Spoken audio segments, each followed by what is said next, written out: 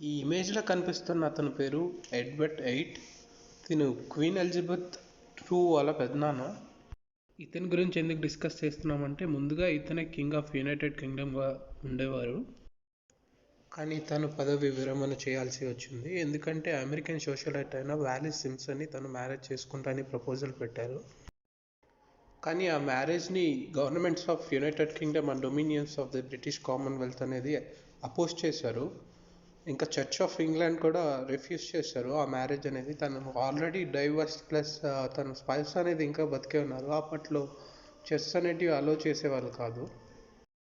So religious, legal and political moral obligations raise చేసినా కూడా ఆమెనే తను పెళ్లి చేసుకోవడం వల్ల తను అబ్డిక్షన్కి గురయ్యి వాళ్ళ తమ్ముడు జార్జ్ VI 1939లో కింగ్గా నియమించబడ్డాడు.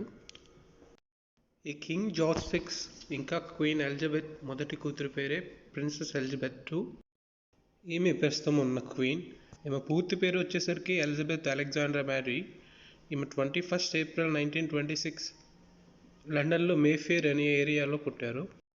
ఈమె ఫిలిప్ మౌంట్ బ్యాటన్ అనే అతన్ని మ్యారేజ్ చేసుకున్నారు, who is Duke of Edinburgh and Prince of Greece and Denmark.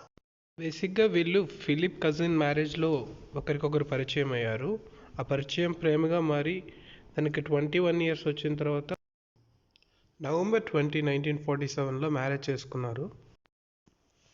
తర్వాత వాళ్ళ ఫాదర్ లంగ్స్ ఆపరేషన్ చేపించి 1952లో క్యూర్ అవ్వక చనిపోయారు. So next Queen Elizabeth II ఆ పొజిషన్ టేక్ ఓవర్ చేయాల్సి వచ్చింది తన ఏజ్ 25 years ఉన్నప్పుడు.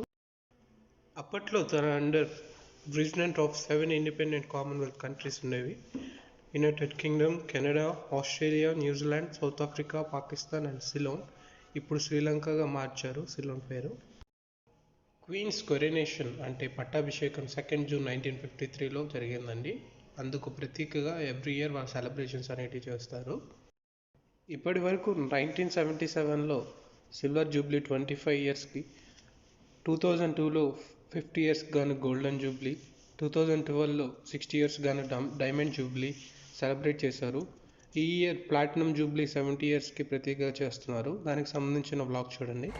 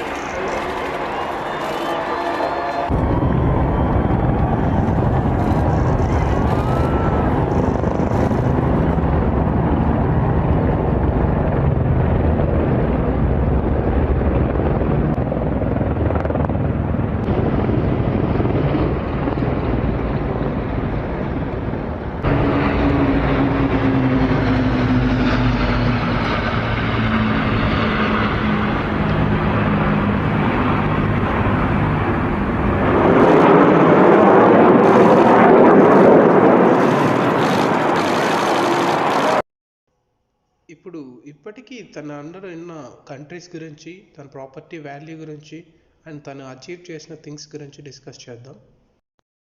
ఈ Queen Elizabeth II longest reigning British monarch and longest serving female head of state and oldest living and longest serving in incumbent head of state అండి. దీని criticism కూడా face చేస్తుందండి. 1992లో Republicans protest చేశారు, రాజరికం నుండి republic కంట్రీగా replace చేయాలని.